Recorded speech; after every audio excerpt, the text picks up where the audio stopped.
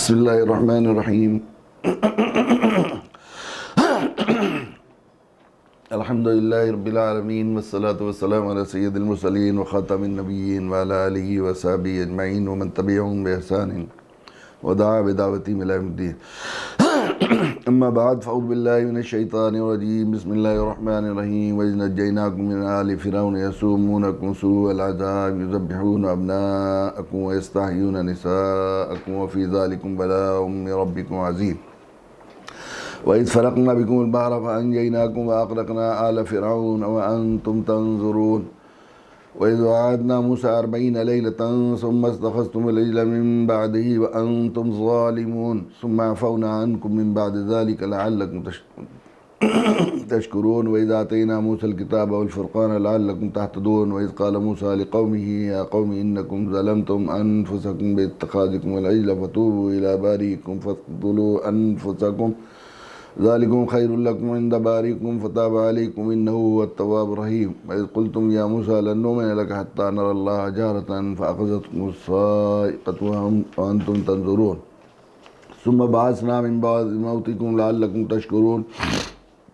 وظللنا عليكم الغمام وأنزلنا عليكم المن والسلوى كلوا من طيبات ما رزقناكم وما ظلمونا ولكن كانوا أنفسهم يظلمون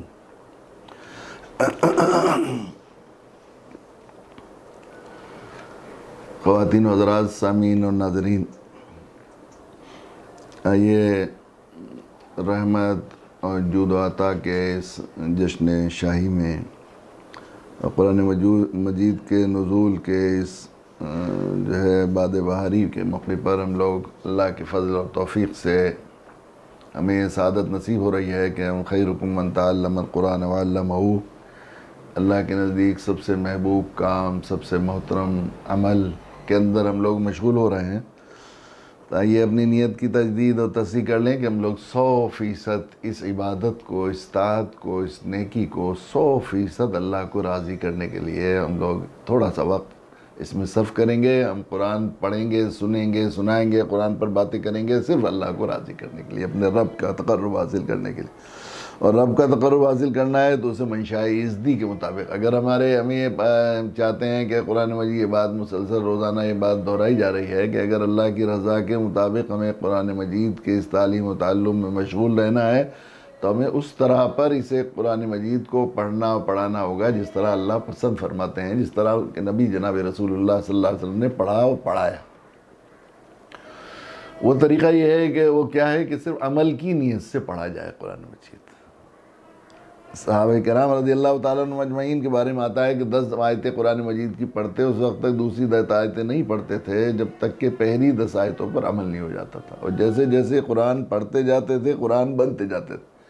اس لیے یہ بات ہمارے اور وہ جو معزز تھے زمانے میں مسلمان ہو کر اور ہم خوار ہوئے تارک قرآن ہو کر، اس کی بنیادی وجہ یہ ہے کہ ہم لوگ بس قرآن مجید کو عمل کی نیت سے قرآن بننے کے، اپنے نبی جناب رسول اللہ صلی اللہ علیہ وسلم کی اتباع میں، کہ حضرت عائشہ رضی اللہ تعالیٰ عنہ سے آپ کے بارے میں سوال کیا گیا کہ اللہ کے نبی کے سیرت و اخلاق کے بارے میں بتائیے، تو ان کا کیا تم لوگ قرآن نہیں پڑھتے؟ کان خلقہ القرآن۔ تو صحابہ اور ہمارے میں یہ بنیادی فرق ہے جس کی وجہ سے وہ کہاں پہنچ گئے اور ہم لوگ ذلت کے گڑھوں میں گرے جا رہے ہیں کہ صحابہ کے زمانے میں کوئی شخص اجنبی آدمی قرآن پڑھنے یا سمجھنے کے لیے آتا تھا تو کسی بھی صحابی کی طرف انگلی کر کے اشارہ کر دیا جاتا تھا، یہ چلتا پھرتا قرآن ہی سے دیکھ لو، قرآن دیکھنا ہے تو اسے دیکھ لو۔ اور ہمارے ہاں یہ حال ہے کہ جن لوگوں کو ہمیں دعوت دینی ہے، جو لوگ اسلام کے دسترخوان پر نوارد آتے ہیں بیچارے مہاجر بھائی، تو ہمیں انہیں مرتد ہونے سے اور گمراہی سے بچانے کے لیے اور ہمیشہ کے اشکال اور شک سے محفوظ کرنے کے لیے سب سے زیادہ جس بات کی طرف توجہ دینی پڑتی ہے وہ یہ ہے کہ دیکھو جس دین کی ہم دعوت دے رہے ہیں وہ جو جزدان میں رکھا ہوا ہے قرآن وہ ہے، ہمیں مت دیکھنا، ہمیں دیکھو گے تو گمراہ ہو جاؤ گے۔ یہ قرآن بنے گا تو آدمی جب بنے گا جب قرآن بننے کے لیے ہدی للناس بنے گا، قرآن کا موضوع، قرآن کا جو موضوع ہے کتاب ہدایت، کتاب دعوت سمجھ کر پڑھے گا۔ عمل بند کرنے کا مطلب تو یہی ہے کہ اس کے موضوع سے ہم ہو کر آدمیوں کرے گا۔ اس لیے کہ اللہ نے جو آئیڈیل شخصیات جن کا کامیاب لوگ اولئک الذین ھدیناھم واجتبیناھم، اور وہ آخری جو اسوہ حسنہ کی بنا کر ذات ہمیں آئیڈیل دی ہے، رول ماڈل دیا ہے، نمونہ بنا کر دیا ہے، وہ جناب رسول اللہ صلی اللہ علیہ وسلم کی ذات ہے۔ گویا کار رسالت کی اتباع اور یعنی داعی دعوت، کتاب دعوت اور کتاب ہدایت سمجھ کر قرآن مجید کو پڑھا جائے گا تو سمجھیے کہ منشائے ازدی اور منشائے رب کے مطابق پڑھ رہے ہیں۔ اس لیے کہ دیکھیے یہ بات سمجھیے، ماں باپ کو اللہ تعالیٰ نے ممتا دی ہے۔ دنیا میں اگر کوئی کسی کی شفقت اور رحمت اور خیر خواہی کی کو مثال دی جاتی ہے تو ماں باپ کی دی جاتی ہے۔ ان سے زیادہ اللہ تعالیٰ نے کسی بندوں کے دلوں میں ان سے زیادہ جیسی ماں باپ کے دل میں اپنی اولاد کی محبت ہوتی ہے، اس کے مثال کوئی اور نہیں ہو سکتی۔ اس لیے شریعت میں بھی، شریعت اسلامی میں سب سے پہلا حق والدین کا ہی رکھا ہے، چونکہ ان کی شفقت و احسانات کے بار میں آدمی دبا رہتا ہے۔ تو ماں باپ اپنی دانست میں والدین بچوں کی اسی لائن کو اختیار کرنے پر خوش ہوتے ہیں جس کو وہ ان کے دنیا اور آخرت کے مستقبل اور دنیا اور آخرت کی راحت اور آرام کا ذریعہ لائن سمجھتے ہیں۔ اس لیے اسی میں کوشش کرتے ہیں، انتخاب کرتے ہیں۔ میرا بچہ، کوئی چاہتا ہے کہ میرا بچہ ڈاکٹر بن جائے، کوئی چاہتا ہے میرا بچہ انجینئر بن جائے، کوئی چاہتا ہے میرا بچہ پروفیسر بن جائے، سرکاری افسر بن جائے۔ الگ الگ لوگ جس اپنی دانست میں جس لائن کو سب سے بہتر سمجھتے ہیں اسی کو ان کی دنیا اور آخرت بنانے کے لحاظ سے، عزت کی، راحت کی، آرام کے لحاظ سے جو ہے وہ جتنا زیادہ جو لائن اختیار کرتے ہیں۔ تو ماں باپ کی دانش میں تو نقص ہو سکتا ہے، ان کی عقل بھی محدود ہے، ان کی وہ بھی محدود ہے، ضروری نہیں، اور پھر کل کے بارے میں وہ جانتے نہیں۔ لیکن اللہ تعالیٰ جو ساری ماؤں کو مامتا دینے والے ہیں، اللہ تعالیٰ نے اپنے علم اور اپنی مشیت میں بندوں امت مسلمہ خصوصاً خیر امت کے لوگوں کے لیے اس سے بہتر کوئی لائن منتخب نہیں کی ہے جو اپنے نبی جناب رسول اللہ صلی اللہ علیہ وسلم کے لیے اختیار کی ہے، وہ دعوت کی لائن۔ اس لیے کہ اللہ کے علم ہے کہ یہ دعوت، اگر امت دعوت کی اس لائن کو، اس پروفیشن کو اختیار کرے گی تو پھر وہ جو ہے دنیا میں بھی عزت ہوگی اسے، آخرت میں بھی عزت ہوگی اسے، ہماری بارگاہ میں بھی اسے محبوبیت مقبولیت ملے گی۔ پھر وہ جو ہے ظالم حکمرانوں اور وہ طرح طرح کے ظلم اور مظالم، جیسے بنی اسرائیل جو ہے وہ حضرت موسیٰ علیہ السلام کی دعوتی مہم اور مشن کی وجہ سے اللہ تعالیٰ نے فرعین مصر جیسے جابر، ظالم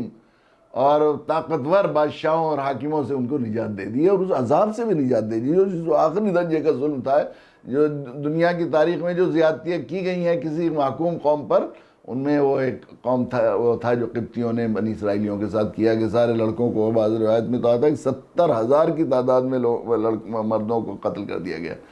تو یہ ایسا ظلم تھا، اس ظلم سے نجات بھی ہوگی، دنیا میں عزت بھی ہوگی، وقت بھی ہوگی، خیرخواہی بھی ہوگی، دنیا اور آخرت کی ید العلیٰ بنیں گے تو سخی بن کر دنیا میں عزت بھی ہوگی۔ اللہ تعالیٰ نے اپنے لیے منتخب کیا۔ اور دیکھیے بعض دفعہ دو الگ پروفیشن ہوتے ہیں۔ ماں باپ کو ہم دیکھتے ہیں، یہ بالکل تجربے کی بات ہے کہ بعض دفعہ باپ کسی لائن میں ہوتا ہے، وہ چاہتا ہے کہ میرا بچہ اسی لائن میں وہ کرے تاکہ میں پوری زندگی کے تجربات اس کی گھٹی میں ڈال دوں میں، اور وہ اس سے فائدہ اٹھائے اور جلدی میرا بچہ اس فن کا ماہر بن جائے۔ مثلاً باپ کو انجینئر ہے تو بیٹا یہ چاہتا ہے کہ میں انجینئر، باپ یہ چاہتا ہے میرا بیٹا بھی انجینئر بن جائے، یا ٹیچر ہے تو وہ یہ چاہتا ہے کہ میرا بچہ ٹیچر بن جائے، استاد بن جائے۔ تو میں نے جو پڑھانے کے اصول یا انجینئرنگ کے جو اصول، اور میں معیاری انجینئر رہا ہوں اور اتنے ایوارڈ حاصل کیے ہیں، میں چاہتا ہوں میرا بچہ اس سے کہیں زیادہ آگے ایوارڈ حاصل کرے۔ لیکن بچہ یہ سوچ رہا ہے کہ آج کل اسکوپ نہیں ہے انجینئرنگ کا، میں ڈاکٹر بن جاؤں۔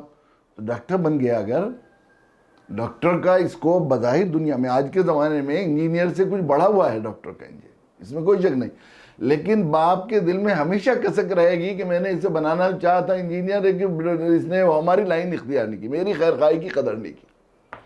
اسی طرح اللہ بنانا تو چاہتے ہیں دائی، دینے والا، اور بنے ہم لینے والا۔ دائی نہیں بنے گا تو لینے والا بنے گا۔ ماں باپ چاہتے تو ہیں کہ میرا بچہ سب کو بانٹے، ایسا مالدار بنے اور ایسا سخی بنے کہ ہر آدمی میرے گھر بیٹے کے دروازے پر جائے اور بیٹا کٹورا لے کر پھرنے لگے،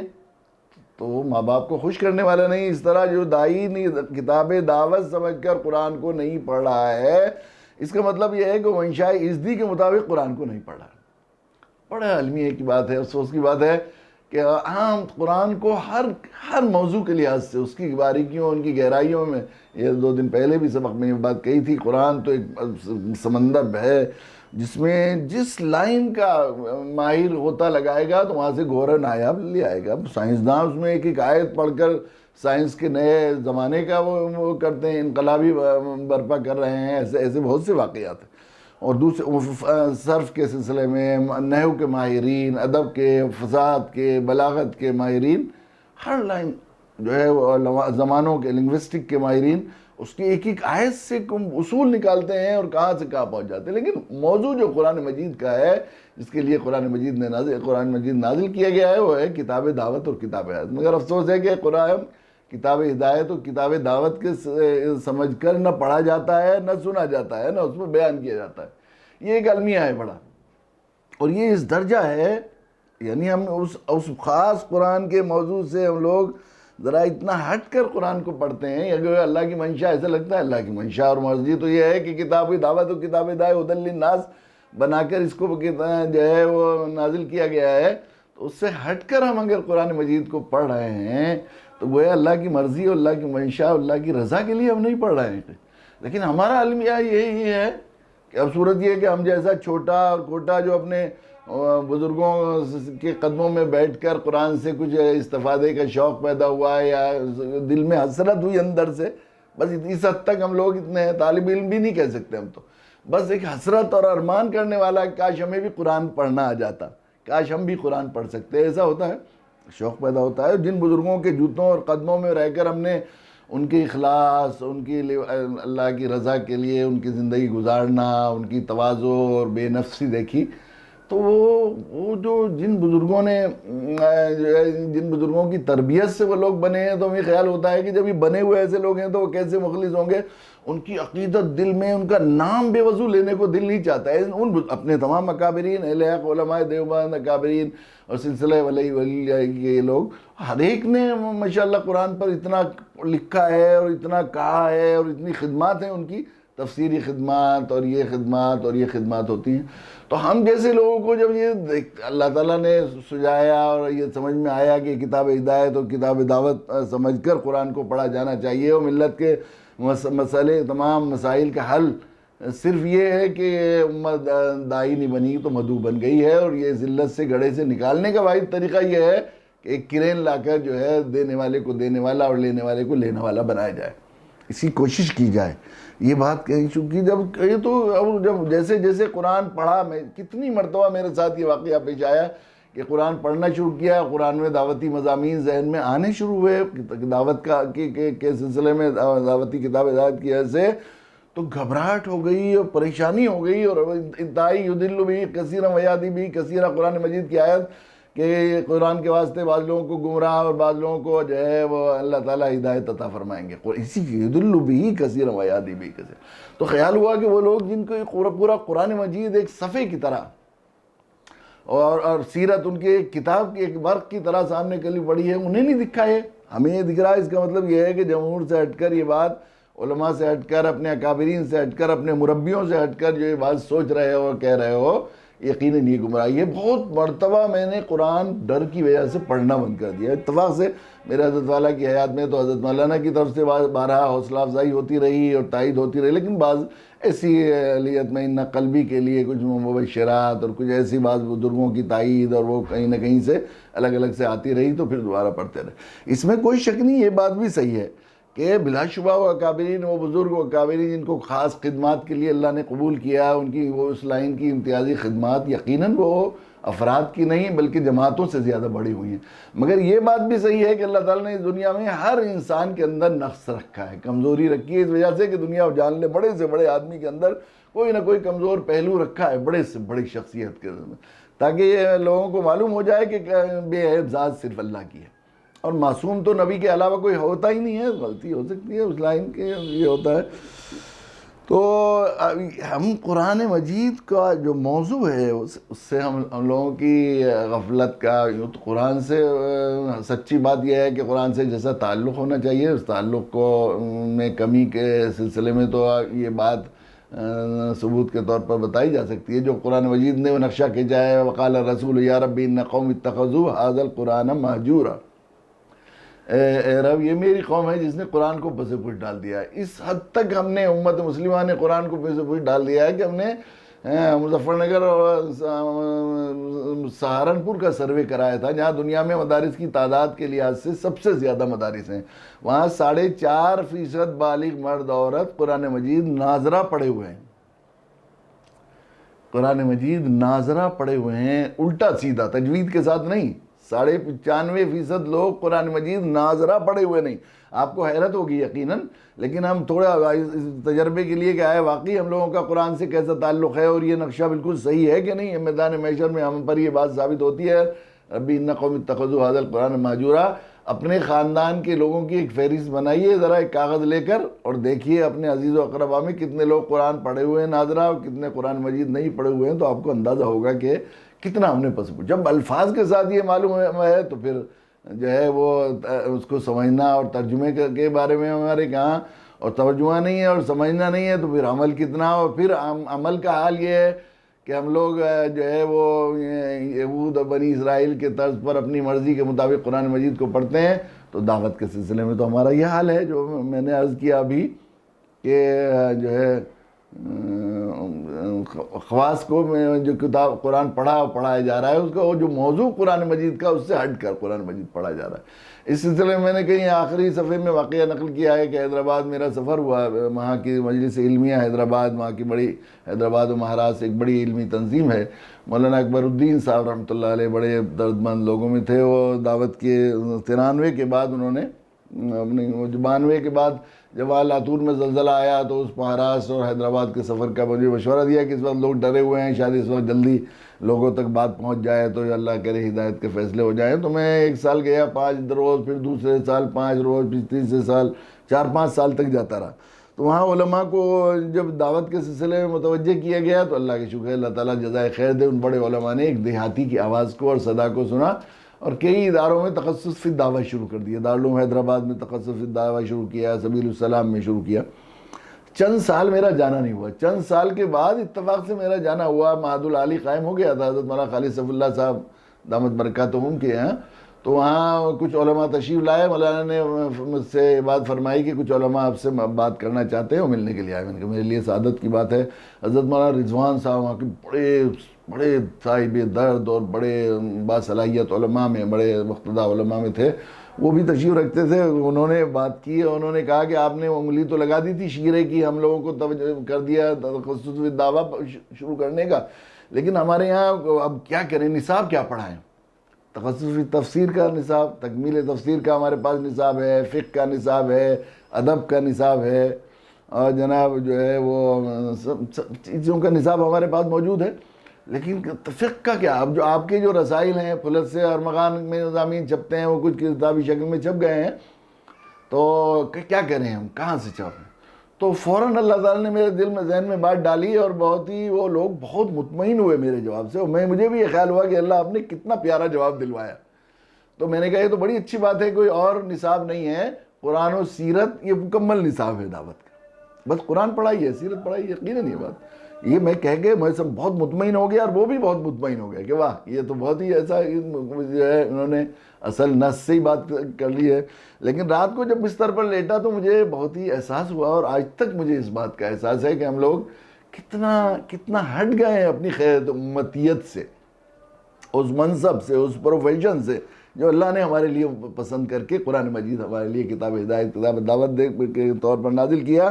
مجھے یہ خیال ہوا کہ بھئی ہم لوگ ادب، قرآن و سنت تو پوری ہر چیز ہمارا مکمل نصاب ہے دینی علوم کا۔ ادب پڑھائیں گے تو ہم کہاں سے پڑھائیں گے؟ یا قرآن سے پڑھائیں گے یا حدیث سے پڑھائیں گے؟ سیرت جو ہے حدیث پڑھائیں گے تو بھی اسی سے پڑھائیں گے ہم۔ تفسیر پڑھائیں گے تو کہاں سے پڑھائیں گے؟ یا قرآن سے تفسیر کریں گے یا حدیث سے تفسیر کریں گے، اللہ کے نبی کی سیرت سے تفسیر کریں گے۔ ہم لوگ فقہ پڑھائیں گے تو مسائل کہاں سے آئیں گے؟ قرآن سے اور سیرت سے۔ لیکن یہ کتنی بڑی المیہ ہے کہ امت دعوت کے پاس ابھی تک دعوت کا مرتب نصاب نہیں۔ یہ بالکل ایسا ہی ہے کہ انجینئرنگ کالج میں ابھی تک انجینئرنگ کا نصاب نہیں ہے، اور میڈیکل کالج میں ابھی میڈیکل سائنس کا نصاب نہیں۔ یہ کتنا ہم لوگ اپنے اس سے ہٹے ہوئے ہیں۔ یہ تو اللہ کا شکر ہے کہ قرآن کو اللہ نے محفوظ کرنے کا نظم کیا، اس دین کو قیامت تک رہتا تھا، اِنَّا نَزَّلْنَا الذِّکْرَ وَإِنَّا لَهُ لَحَافِظُونَ۔ اور اس طرح اللہ کے نبی صلی اللہ علیہ وسلم کی سیرت اور سنت بھی ساری کی ساری محفوظ ہے، اور وہ جو ہے اللہ تعالیٰ نے اس کی وجہ سے ہم 2 لفظ دعوت کے بول پاتے ہیں آج۔ یہ بات مجھے لگتی ہے ایسی ہے کہ اس میں جب آدمی قرآن سیرت کو اس مندر میں پڑھے گا تو 2 اور 2 4 کی طرح ہمارے جو ہے اسے دعوت سمجھ میں آئے گی۔ ہمارے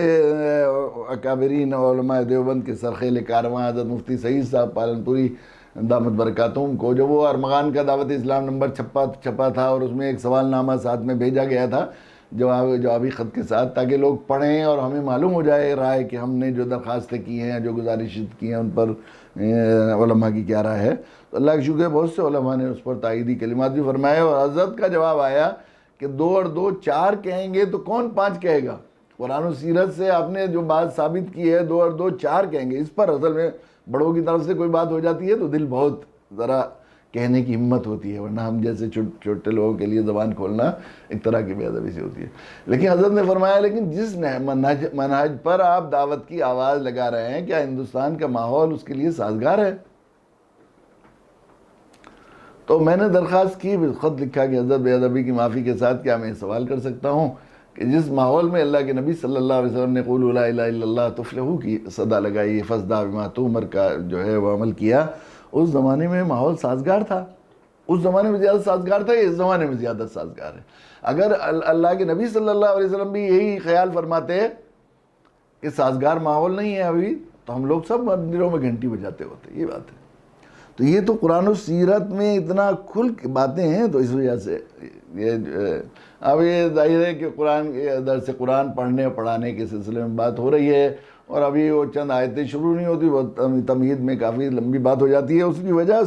ذہن میں یہ بھی ہے، اصل میں اپنی احساس کمتری کی وجہ سے بھی ہم لوگ صرف اپنی درخواست اور اپنی ضرورت یوں سمجھیے سامعین کے سامنے پیش کر رہے ہیں کہ آپ میں سے کوئی باصلاحیت آدمی کھڑا ہوگا تو ہماری ضرورت کے مطابق قرآن پڑھنے پڑھانے کا ایک لائن لگ جائے گی، اور ہماری حیثیت تو بالکل 100% یہ ہے کہ نہ ہم اس کا دعویٰ کر سکتے ہیں، نہ اس کا خیال بھی نہیں تصور بھی نہیں کر سکتے کہ ہم لوگ کچھ دعوت کے کام کرنے کے اہل ہیں، نہ علم کے لحاظ سے، نہ عمل کے لحاظ سے، نہ وہ صفات جو دعوت کی ہیں اس کے لحاظ سے بھی، بلکہ اکثر تو یہی ہوتا ہے بہت سے دعوتی پروجیکٹ اور بہت سے دعوتی مہم جو بہت مجاہر ان میں کامیابی کی امید ہوتی ہے، تو یقینی بات یہ ہے کہ مجھے بہت زیادہ احساس کمتری کی وجہ سے اس میں جو ہے اپنی کم مائیگی، اپنی کم علمی اور کم عملی کی وجہ سے وہ جو ہے وہ جانے کی ہمت نہیں ہوتی۔ سچی بات یہ ہے کہ میری حیثیت میں اپنی حیثیت، کیونکہ اللہ کی شکر ہے میرے حضرت والا کے جوتوں کے صدقے میں جو چیز مجھے سب سے زیادہ نعمت کے طور پر ملی کہ وہ جو ہے اپنی حیثیت سمجھ میں آ گئی، کہ جو ہے اپنے علم کی حیثیت، اپنے عمل کی حیثیت اور اپنی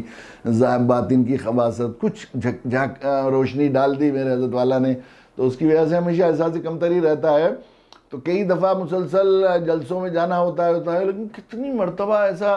مجھے محسوس ہوتا ہے، شروع زمانے میں اب تو ذرا یہ ہو گیا ہے کہ جب آدمی کرتے کرتے بے حصہ ہو جاتا ہے، لیکن ابتدائی زمانے میں جب کسی تقریر کرنے کے لیے، بات کرنے کے لیے یا کچھ بات سبق سنانے کے لیے مجھے بٹھایا جاتا تھا تو بالکل ایسا لگتا تھا مجھے کسی گائے کو قصائی ذبح کرنے کے لیے لے جا رہا ہے، اور پھر وہ اسے معلوم بھی ہو کہ ذبح کرنے کے لیے لے جا رہا ہے، اس کی جو کیفیت ہوتی ہے، یا اللہ یہ اتنے پڑھے لکھے لوگ ہیں، اتنے کچھ لوگ ہیں، میں کیا انہیں بات سناؤں، میں خود سننے کے لیے یہ بیچاروں نے انہوں نے بلایا ہے، تو یہ بات رہتی ہے۔ یعنی بات عام کوئی ایسا سبق سنا، پھر وہ دعوت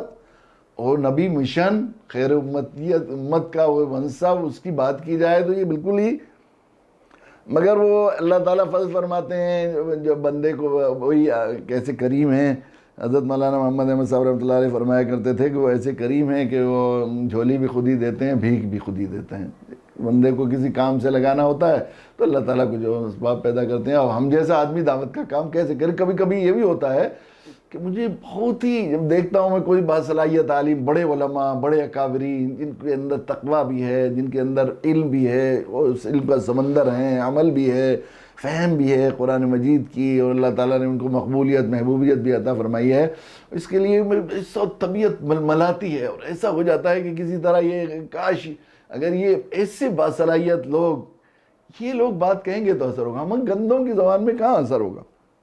اب ادھر ہمارے یہاں ہندوستان میں، خصوصاً یو پی میں ہم دیکھتے ہیں، ہمارے دیہاتوں میں ہمارے لیے ایک تھوڑی سی گنجائش بہانے کے طور پر نکل گئی ہے، جس کا بار بار میں ذکر کیا کرتا ہوں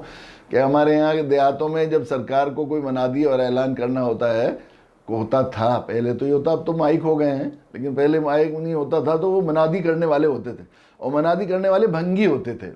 جو سور پالتے تھے اور گندگی ان کے ہاں گھر کی ہوتی ہے، بالکل پخانہ اٹھانے والے، اور شراب کے بے حد عادی، ہر وقت دودھ منہ سے بھی بدبو آتی تھی ان کی، اور ان کے محلے کو نکلنا مشکل ہوتا تھا۔ لیکن بلاتے تھے انہی کو بلاتے تھے. بھئی ہمارے یہاں 2 بھنگی تھے, ایک ننھا تھا اور ایک پرکاشی, ان میں سے کسی کو بلا, وہ اچھی منادی کرتا ہے, وہ اچھی منادی کرتا ہے. وہ بلاتے تھے پترول, پٹواری, سرکاری افسر, بھئی ایس ڈی ایم صاحب آ رہے ہیں, فلاں آ رہے ہیں, یا لگان ادا کر دو, آباشی ادا کر دو, یہ ہوتا تھا. تو وہ بلاتے تھے, وہ کہتے بھئی دیکھ اچھی طرح منادی کر کے آنا. وہ سب کا منادی آواز لگاتے تھے, وہ لگا ڈھول پیٹتا تھا, سن لو سرکاری منادی, سرکاری اعلان. تو پھر پیر صاحب بھی, مولانا صاحب بھی, حضرت صاحب بھی, زمیندار صاحب بھی, کوئی یہ نہیں سوچتا تھا کہ بھنگی آواز لگا رہا ہے, سوچتے سرکاری منادی ہے. اور وہ اپنی منادی کر کے پھر جا کر وہ پترول کے یا سرکاری افسر کے پاس دیتا تھا, مجھے 98 دے دو. پوری طرح کرایا اچھی طرح کہ ہاں ٹھیک ہے, لے بھائی 98. تو 98 کے لیے اب کوئی یہ نہیں ہوتا. تو بس اس حیثیت سے بالکل 100% مجھے اپنی اس دعوت کے آواز کے سلسلے میں بالکل اپنے ساتھیوں اور رفقا کی ایسی لگتی ہے کہ ہم لوگ بس ہماری حیثیت بھنگی کی ہے. اور جب یہ بات آئی تو اب روزہ احتر پر حاضری ہوتی ہے یا وہاں پر کیا ملتزم پر جاتا ہوں, تو فوراً مجھے ایک دم خود ہی یاد دلا دیتے ہیں اللہ تعالیٰ, اللہ آپ کا بھنگی آ گیا ہے, منادی کر کے مولا کریم 98 ہماری اور وہ کیجئے ہماری اثر. لیکن وہاں جا کر کبھی کبھی بہت دل بھی ہوتا ہے کہ اللہ کیسے کیسے لوگ ہیں, ان کو سمجھا دیجئے, سمجھا دیجئے. تو ابھی ایسا آدمی قرآنی مضامین یا قرآنی سبق پر کیا بات کر سکتا ہے؟ پڑھ کر سنائیں گے چند آیتیں, بس یہ اس نیت سے کتاب لے لی ہے, وہ بھی آسان تفسیر جو ہماری سطح کے لحاظ سے ہے. آسان تفسیر بھی یعنی یہ کوشش کی کہ آسان سے آسان کیا ہو سکتی ہے. پڑھنا بھی ہمیں نہیں آتا, تو پڑھنے کے لیے بھی ہم نے آسان تفسیر جو ہے وہ کی ہے, اسی کو پڑھ رہے ہیں. لیکن مجھے خیال ہوا کہ اتنی کم مدت میں تھوڑا سا وقت ہے, رمضان مبارک کے کچھ ایام ہیں, اور ہم جیسا کم مایہ بے علم کیا قرآنی علوم پر کچھ بات کر سکتا ہے, یا بحیثیت فن اور بحیثیت موضوع دعوت کیا بات کر سکتا ہے. تو کم سے کم یہ تو ہے کہ کم سے کم ایک رخ طے کرنے کی کوشش کی جائے. عجب نہیں کوئی اللہ کے بندہ پھر اس بات کو دل پر لے لے, صلاحیت جس کی زبان میں قبولیت اور مقبولیت کے اللہ فیصلہ کر دے, اور اللہ تعالیٰ یہ ہماری جو ہے یہ لائن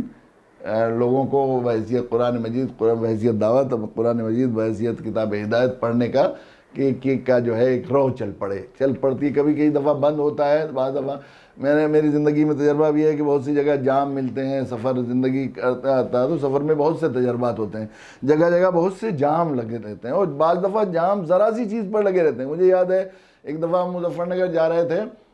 تو تقریباً 7 کلومیٹر کا جام لگا ہوا تھا, 7 کلومیٹر کا جام لگا ہوا.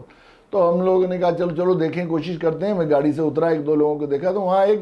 بھینسا بوگی سریا لے جا رہا تھا لوہا, اور اس کی پیٹی وہ پیچھے کو گھسک گیا تھا, تو وہ اوپر اچھال اس کو کہتے ہیں اولال ہو رہی تھی وہ, اور اس کے کاندھے پر وہ نہیں لگ رہا تھا. تو بس وہ مار رہا تھا اسے بیچارے کو, اس کو پیٹ کے خون کر دیا تھا, چونکہ سب لوگ کہہ رہے تھے اسے آگے بڑھاؤ, اور وہ ایسا ٹیڑھا ہو گیا تھا. تو پھر ہم لوگوں نے اسے نیچے دبایا, تھوڑا سا سریے کو آگے کیا. اب مزدوروں کی ضرورت تھی وہاں, کسی اس جام کو توڑنے کے لیے کسی بھار ڈھونے والے کی ضرورت تھی, کسی مزدور کی ضرورت تھی کہ وہ اس میں دھکا لگا کے اسے آگے کر دے, اور اس کی پیٹی کاندھا جو ہے وہ بیچارہ جو ٹھیلنے والا جوٹا ہے بھینسا ہے اس کا ہو جائے. تو وہ چل گیا, اور وہ تقریباً 3-5 گھنٹے کا جام کھل گیا. تو اس کے لیے کسی صلاحیت کی ضرورت نہیں ہوتی بعض دفعہ جام کی. تو ہمیں بھی یہ خیال ہوا کہ ہم لوگ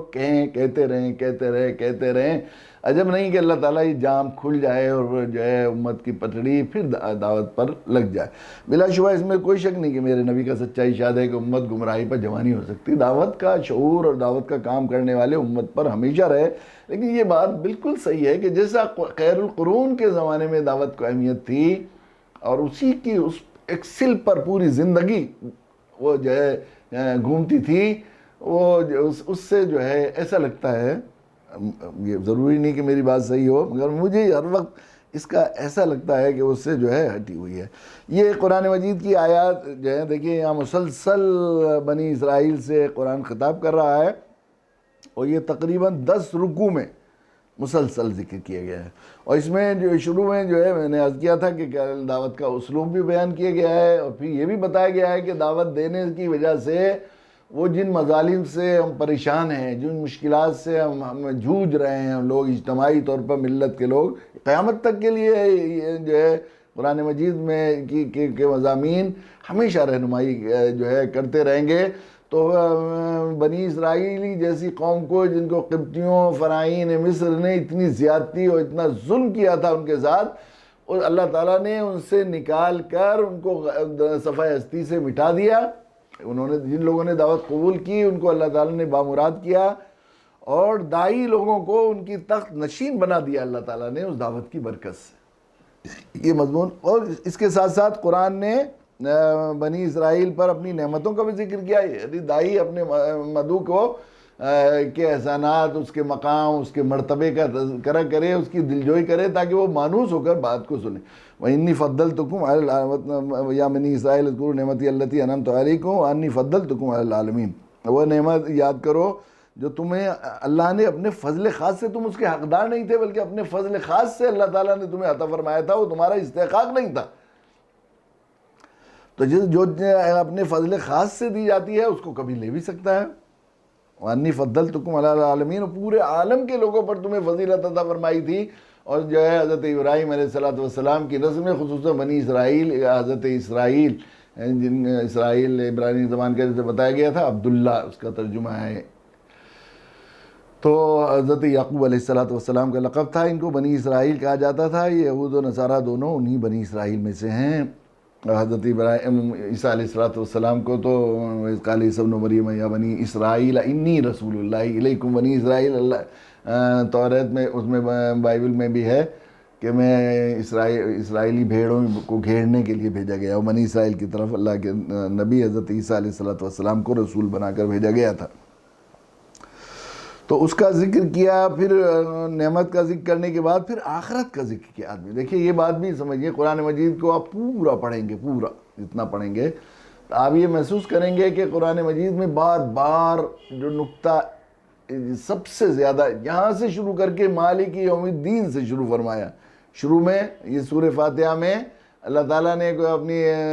بڑائی اور اپنی حمد و ثنا بندے کو سکھا کر مالک یوم الدین، مالک یوم الدین بدلے کا دن ہے، حساب کا دن ہے، یعنی حساب کتاب دینا ہے. اصل یہ بات سمجھانے کی کوشش کی ہے قرآن مجید نے کہ جو یہاں جو ہے آخرت کی کامیابی اصل کامیابی ہے، اور دنیا کی کامیابی کوئی کامیابی حیثیت نہیں ہے.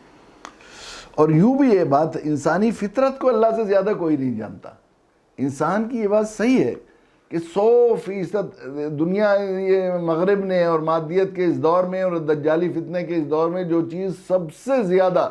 انسانیت کے لیے مہلک ثابت ہوئی ہے اور انسانیت کو سب سے بڑا خسارہ اور نقصان اور جو ہے جو چیز لوٹ لی ہے، وہ ایمان بالغیب کو ختم کر دیا ہے.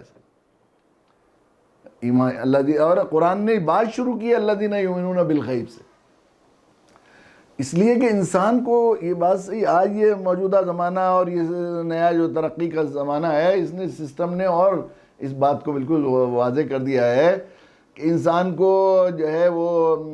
تنہائی میں اور خلوت میں اور جلوت میں اور غصے کے حالت میں اور خوشی کے حالت میں اور اچھی حالت میں اور بری حالت میں، ہر حال میں اگر کوئی چیز اس کی چولوں کو صحیح رکھ سکتی ہے، اسے ایک اچھا انسان بنا سکتی ہے، گناہوں سے، جرم سے، ظلم سے بچا کر نیکی کی طرف راغب کر سکتی ہے، وہ آخرت میں اجر و ثواب کا یقین اور وہاں کی سزاؤں وعدوں کا یقین، وعیدوں کا یقین ہے. 100%. آج زمانے میں ہم دیکھتے ہیں چوراہوں پر، ہم دیکھتے ہیں جن چوراہوں پر کیمرہ لگا ہوا ہوتا ہے تو آدمی وہاں قانون کو فالو کرتا ہے.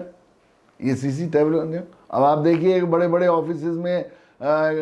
کمپنیوں میں اور فیکٹریوں میں جو ہے مالک اپنے آفس میں کیمرے کے وہ رکھتا ہے اسکرین،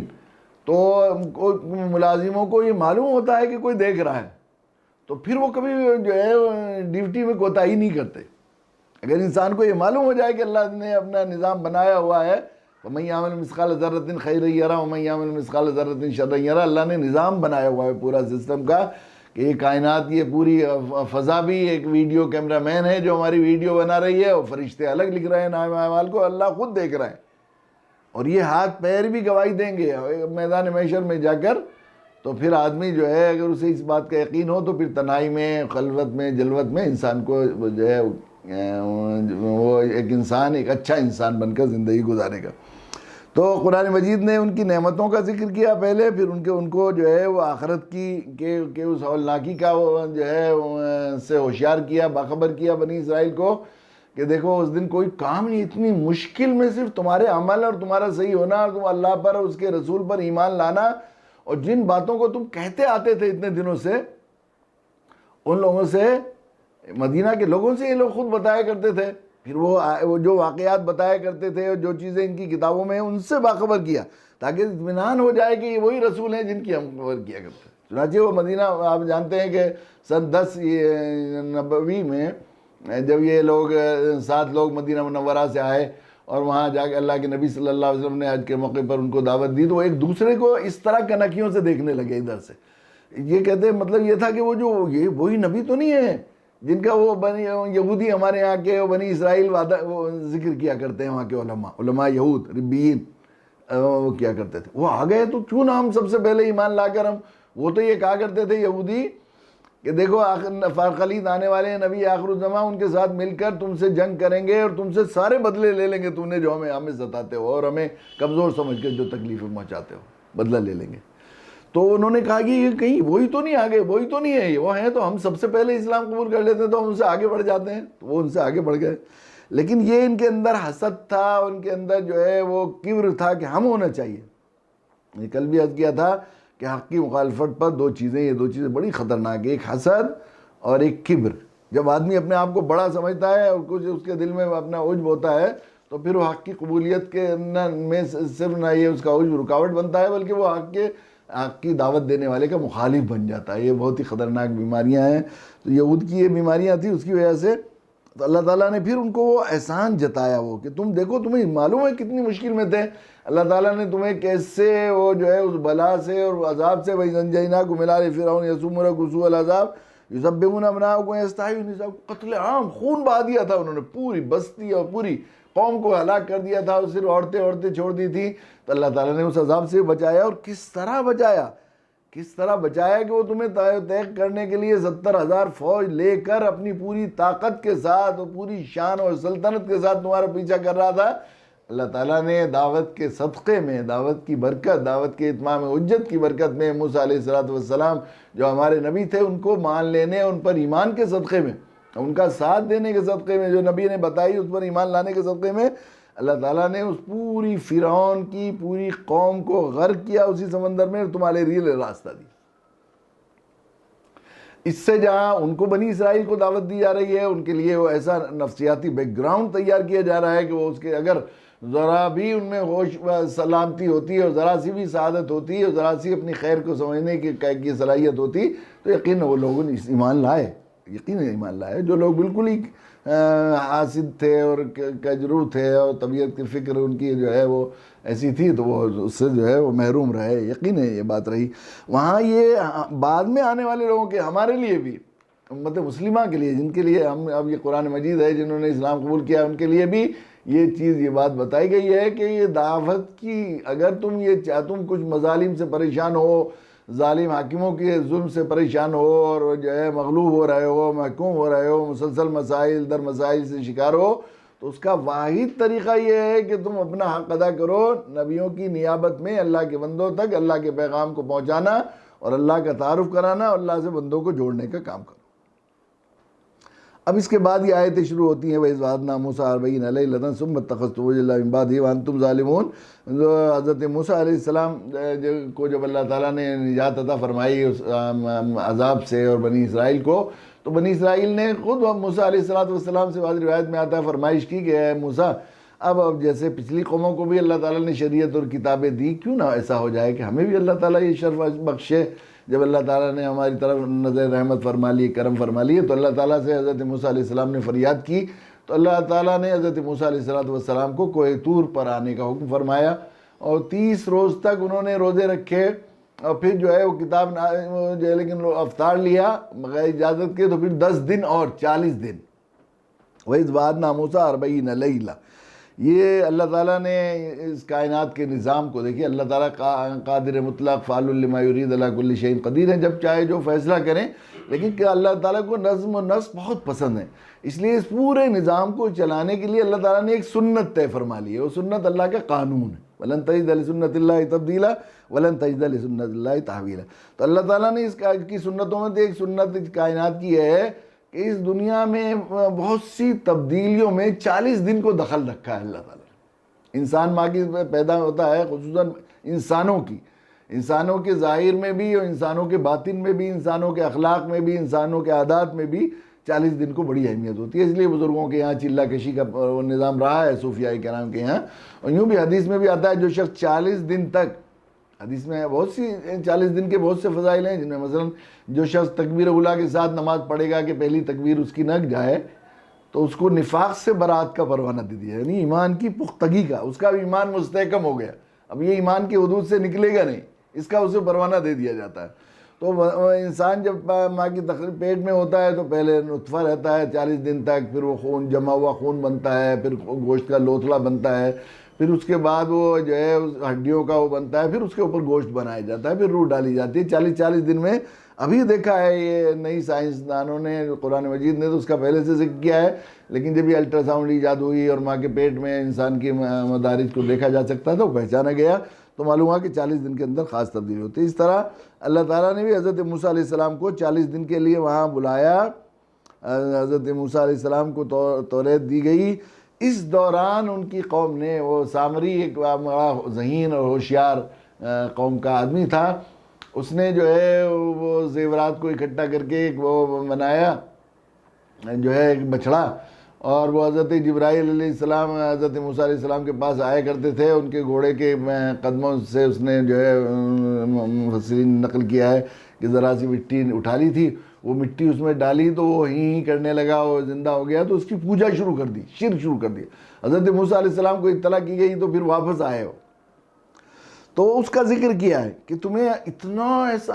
دیکھیے ایک بات یہ ہوتی ہے کہ کوئی کسی کو دانا، انسان کی نفسیات میں یہ بات بھی ہے کہ جب اس کو اس کی پرانی کسی غلطی اور اس کی پاداش میں اس کو ہونے والے نقصان کی طرف متوجہ کر کے پھر دوبارہ سمجھایا جاتا ہے تو آدمی دوبارہ غلطی کرنے سے بچ کر اس کی اصلاح آسان ہوتی ہے۔ یہ ایک نفسیاتی امر ہے، تو قرآن نے بھی اس نفسیاتی اس کا جو ہے انسانی فطرت کی نفسیاتی کمزوری کا لحاظ کرتے ہوئے ان کو جو ہے بار بار وہ چیزیں یاد دلائی ہیں، اور جو انہوں نے غلطیاں کی اور ان غلطیوں کی پاداش میں جو ہوا وہ یاد دلائے۔ دوسرے یہ کہ ان کو غلطیاں کرنے کے بعد ان کی توبہ کے لیے جو شرائط تھیں وہ بہت سخت تھی، بہت سخت ہوا کرتی تھی پہلے جو، تو اور ان کو پاکی کے لیے بنی اسرائیل میں ہوتا تھا کہ اگر منی کا قطرہ گر جائے تو اسے چھیلنا پڑتا تھا اس جگہ سے، ان کو اس طرح پاکی کا وہ تھا۔ تو اللہ تعالیٰ نے ہمیں امت محمدیہ کو ساری چیزیں بتا کر، قرآن کے واسطے سے وہ سارے واقعات بتا کر، اور یہودیوں کو بھی یہ بات بتائی کہ اب چونکہ تم اب نبی آخری زمان جناب رسول اللہ صلی اللہ علیہ وسلم تشریف لے آئے ہیں، ان کا وجود اللہ کی طرف سے رحمت ہے، اب تم غلطیاں اب بھی کر رہے ہو، لیکن پہلے جب تم اتنی غلطیاں کرتے تھے تو تمہاری توبہ کے لیے کیسی کیسی مشکل شرطیں ہوتی تھی اور کیسے کیسی ہوتی تھی، لیکن اب ہم نے یہ جو ہے یہ آسان سا طریقہ تمہارے لیے بنا دیا۔ نبی کی ذات، ان کو مان لینا اور ان پر ایمان لانا تمہارے لیے رحمت ہے، اور ہمارے لیے بھی کہا گیا ہے کہ تمہیں کیسا آسان دین عطا فرمایا ہے، اور نبی رحمت اللہ عالمین صلی اللہ علیہ وسلم کی شریعت میں پیدا کر کے تمہارے لیے توبہ کے لیے، بس توبہ کے لیے کچھ بھی نہیں ہے، آدمی ذرا سے گڑ گڑائے توبہ کی قبول ہو گئی۔ پہلے توبہ ایسا نہیں ہوتی تھی، توبہ کے لیے الگ الگ طریقے ہوا کرتے تھے۔ چنانچہ اسی میں جب انہوں نے بچڑا بنایا اور کچھ لوگوں نے کہا کہ نہیں اللہ کے علاوہ کسی کی پوجا نہ کی جائے، اچھے برے آدمی ہمیشہ رہتے ہیں، کچھ لوگ پوجا کرے کچھ لوگوں نے نہیں پوجا کی، تو اللہ تعالیٰ نے جو حضرت موسیٰ علیہ السلام آئے تو ان کی توبہ کے لیے کی کہ جو لوگ نیک لوگ ہیں وہ ان لوگوں کو قتل کریں، آپس میں ایک دوسرے کو قتل کریں،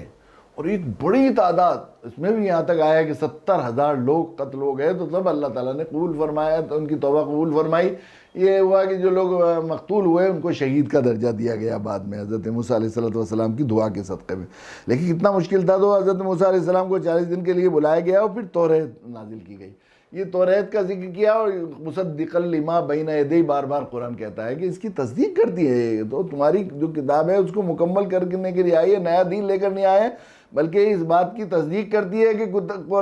توریت آسمانی کتاب ہے، ان واقعات کی بھی تصدیق کرتا ہے قرآن مجید جو توریت کے واسطے سے تم کو بتا دیے گئے۔ ثم عفونا عنکم من بعد ذلک لعلکم تشکرون، اس کے بعد اللہ تعالیٰ نے معاف کیا تمہیں تاکہ تم شکر گزار بن جاؤ۔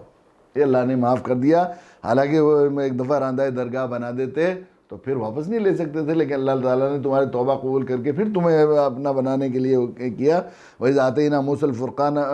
الْكِتَابَ وَالْفُرْقَانَ لَعَلَّكُمْ تَهْتَدُونَ، اور یہ موسیٰ علیہ السلام کو کتاب دی اور فرقان. ہمیشہ انبیاء علیہ الصلوۃ والسلام کی جو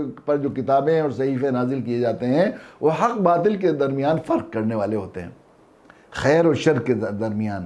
اللہ کا راستہ اور غیر اللہ کا راستہ، شیطان کا حزب الشیطان اور حزب اللہ کے درمیان فرق کرنے والے ہوتے ہیں. چنانچہ توریت میں بھی وہ احکام تھے اور وہ چیزیں تھیں جس سے پتہ لگ جائے کون اللہ کی ماننے والے ہیں، کون اللہ کی نہیں ماننے والے، کون جنت کی طرف جانے والے ہیں، کون دوزخ کی طرف جانے والے ہیں، کون اہل حق ہیں، کون اہل باطل ہیں، کون شیطان کے پالے میں ہیں، کون رحمان کے پالے میں. تو پھر آگے اس کا ذکر کیا گیا وَإِذْ قَالَ مُوسَىٰ لِقَوْمِهِ يَا قَوْمِ إِنَّكُمْ ظَلَمْتُمْ أَنفُسَكُمْ بِاتِّخَاذِكُمُ الْعِجْلَ. وہ وقت یاد کرو جب موسیٰ علیہ السلام نے اپنی قوم سے کہا کہ تم نے کتنا ظلم کیا. شرک سے بڑا ظلم نہیں ہے. ان الشرک لظلم عظیم فرمایا. ظلم کہتے ہیں بے محل کسی چیز کو استعمال کرنا. ظلم ان الشرک لظلم عظیم فرمایا. کتنا شرک کے سلسلے میں اللہ تعالیٰ فرمایا تکاد السماوات یتفطرن من، ایسا تخر الجبال حدا، پہاڑ ریزے ریزے ہو جائے، کیسی بڑی کرتے ہو. لقد جئتم شیئا ادا، کیسی بات ملاتے ہو اللہ کے ساتھ، فرشتوں کو شریک کرتے ہو اللہ کے ساتھ. شرک بہت بڑا ظلم ہے. افسوس یہ ہے کہ ہم لوگ رواجی دین میں جیتے ہیں تو جو چیزیں ہمارے ہاں رواج میں بری ہیں ان کو برا سمجھتے ہیں. اب اگر کہیں تھوڑا بہت ظلم ہو، چند آدمیوں کو کوئی قتل کر لے، کسی کو بے گناہ کو جو ہے وہ جیل میں کر دے، یا کسی کو اپنے دین پر عمل کرنے کی وہ نہ کرے، تو کتنا ہم اس ظلم کے سلسلے میں حساس ہوتے ہیں اور فکر کرتے ہیں، اور اس کے بارے میں ہم فکر مند ہو جاتے ہیں کہ پھر اللہ سے توبہ بھی کرنے لگتے ہیں کہ شاید یہ اللہ کی ہمارے گناہوں کی پاداش میں ایسا ہو رہا ہے. لیکن شرک اتنی بڑی تعداد میں ہو رہا ہے کہ دنیا کا 3/4 حصہ شرک میں مبتلا ہے، اللہ کے علاوہ غیر اللہ کی پوجا کر رہے ہیں. ہمارے گرد و نواح میں اتنا بڑا گناہ ہو رہا ہے، بغاوت ہے شرک. کسی ممنوعہ تنظیم کا کوئی شخص ہمارے محلے میں آ کے رہنے لگے تو ہم اس سے بچ کر نکلتے ہیں. کوئی کرائے پہ مکان دے دے یا بلکہ اس کے فون میں اگر کال آ جائے کسی کے ممنوعہ تنظیم کے شخص کے تو پولیس کی گرفت میں ڈرتے ہیں لوگ. معلوم ہوا اگر یہ اخبار میں آ جائے کہ 2-3 فلاں ممنوعہ تنظیم کے لوگ جامعہ نگر میں ہیں اور پولیس ان کی فکر کر رہی ہے تو سب گھبرانے لگتے ہیں پورے علاقے کے لوگ. اور شرک اتنا ممنوع ہے، بغاوت غداری ہے اللہ کے، اور شرک اتنی بڑی تعداد میں ہو رہا ہے ہمیں کوئی فکر ہی نہیں ہوتا، نہ ہم اسے ظلم سمجھتے ہیں. حالانکہ شرک انہوں نے کیا، وہ بنایا، تو ان کو اس ظلم کی پاداش میں، ان کی توبہ میں کیا فرمایا؟ فتوبوا الی بارئکم، تو تم اپنے رب کے سامنے توبہ کرو، پروردگار کے فاقتلوا انفسکم، آپس میں ایک دوسروں کے قتل کرو، قتل عام کرو. ذالکم خیر لکم عند بارئکم فتاب علیکم، یہ تمہارے لیے قتل کرنا، حالانکہ تم جانوں کو کرو گے لیکن آخرت کے عذاب سے اور اللہ کی ناراضگی اور اللہ کے غضب سے بچانے کے لحاظ سے تمہارے لیے خیر ہے. اللہ تمہاری طرف متوجہ ہو جائیں گے، اللہ تمہاری توبہ قبول کر لیں گے. انہ هو التواب الرحیم، وہ بڑے جو ہے توبہ کو قبول کرنے والے، تواب کا یہاں ترجمہ کیا ہے توبہ قبول کرنے والے، اور بڑے رحیم ہیں، مشفق و رحمت ہے، مشفق و کرم فرمائیں. تو اندازہ ہوا کہ شرک کتنا. لیکن چونکہ ہم کہتے ہیں نا جب شروع میں بہت سی جگہ ہڈی گودام اور بہت سی ایسی چیزیں بہت بدبو آتی ہے تو اس میں محلے میں گزرنا مشکل ہوتا ہے، یا ایسی جگہ جہاں گندے ہوتے ہیں، یہ کوڑا دان ہوتا ہے تو اس میں بدبو آتی ہے، تو ناک میں ہم لوگ سبھی بند کر کے نکلتے ہیں، رومال لگا کر نکلتے ہیں. جو لوگ وہاں رہنے لگتے ہیں تو بےحیس ہو جاتے ہیں. ایسے ہی ہم لوگ بھی شرک کے سلسلے میں بےحیس ہو گئے. ورنہ اللہ کے علاوہ اللہ کی زمین پر کسی اور کی پوجا کی جائے، ہمارے ملک میں رہ کر کوئی ہمارے دشمن ملک یا کسی پڑوسی ملک کی حکومت کا کام کرنے لگے تو ہم کتنے پریشان ہو جائیں گے. اللہ کی زمین میں رہ کر اللہ غیر اللہ کی پوجا ہو، اللہ کے علاوہ کسی کو شریک کیا جائے، کتنا بڑا ظلم ہے. تو ہمیں کتنا پریشان ہونا چاہیے. اسی طرح تو قرآن مجید اس ظلم کو اسی پس منظر میں ذکر کرتا ہے، لیکن چونکہ ہم لوگ دعوتی پس منظر میں ہم پڑھتے نہیں قرآن مجید کو، اس لیے اور برائیوں کو برائی سمجھتے ہیں، ان کی اصلاح کی کوشش کرتے ہیں. لیکن شرک اور کفر کے امر بالمعروف اور نہی عن المنکر کی جب بات ہوتی ہے تو صحیح بات یہ ہے کہنے والوں کرنے والوں کو کسی قرآن کی آیت سے، کسی حدیث پاک سے، کسی بزرگ کے ملفوظ سے، کسی فقیہ کے قول سے، کسی خطیب کی تقریر سے یہ بات معلوم نہیں ہوگی. آپ کو کوئی کہے گا نہیں کہ امر بالمعروف میں ایمان جو سب سے بڑا معروف ہے اس کی دعوت ثابت نہیں، اور کوئی یہ نہیں کہے گا کہ نہیں عن المنکر میں کفر و شرک شامل نہیں. لیکن کہنے والے عمل ہمارا یہ ہے کہ تقریر کرنے والا، بیان کرنے والا تامرون بالمعروف وتنہون عن المنکر کہے گا، لیکن اس کے خواب و خیال میں بھی کبھی ایمان کی دعوت نہیں آتی اور شرک اور کفر سے روکنا نہیں آتا، کیونکہ ہم نے شرک کو ظلم سمجھا ہی نہیں ہے۔ قرآن کتنا شرک کے سلسلے میں اور کتنی خطرناک اس کے سلسلے میں ذکر کرتا ہے۔ اللہ تعالیٰ ہمیں توفیق دے کہ ہم قرآن نے جس منکر کو جو اہمیت دی ہے اور جس معروف کو جو اہمیت دی ہے، ہم اسی پیمانے پر قرآن کو اللہ کی مرضی و مشیت کے ساتھ سمجھنے والے بن جائیں۔ وقت بہت زیادہ ہو گیا ہے پھر آج بھی، لیکن میں نے عرض کیا کہ اگر نیت صحیح ہے ہماری تو یہ وقت جو ہمارا مال اچھے بھاؤ بک جائے، بہترین سیل میں بک جائے، جہاں بہت زیادہ بھاگ بک رہی ہو، تو جو وقت ہم سے سب سے پہلے سوال ہوگا وقت کی گھڑیوں کے سلسلے میں، تو جو گھڑیاں قرآن مجید پر بات کرنے، قرآن سنانے میں، قرآن کی باتیں کرنے میں ہمیں لگ جائے، تعلیم قرآن میں، وہ سب سے قیمتی اور سنہرے لمحات ہیں۔ اللہ تعالیٰ اپنی بارگاہ میں ان کو قبول فرمائے۔ وآخر دعوانا الحمدللہ رب العالمین۔